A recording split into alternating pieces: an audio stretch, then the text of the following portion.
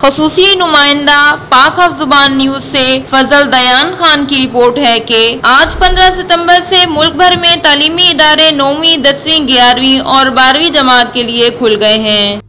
बच्चों का temperature gate से ही थर्मोगन के जरिए चेक किया जा रहा है। गेट से बच्चों के हाथों पे सैनिटाइजर लगाया जा रहा है। क्लासरूम में बच्चों को कोरोना SOP समझाने के लिए ट्रेनिंग सेशन का भी एहतमाम किया गया है। बच्चों के हवाले से तालीमी इदारे खासी फिक्रमंद नजर आए हैं। स्कूल प्रिंसिपल, टीचर और दीगर स्कूल अमला कदम कदम पर बच्चों की हिफाजत पर ममूर नजर आ रहे हैं।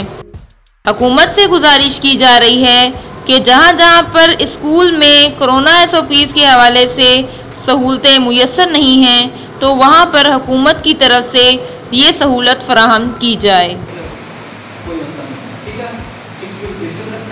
पानी अपना लेके आना और कैंटीन में जाएंगे तो फिर भी आप लोगों ने इकट्ठे नहीं बैठना, कुर्सियाँ एक दूसरे की शेयर नहीं करेंगे, ठीक है।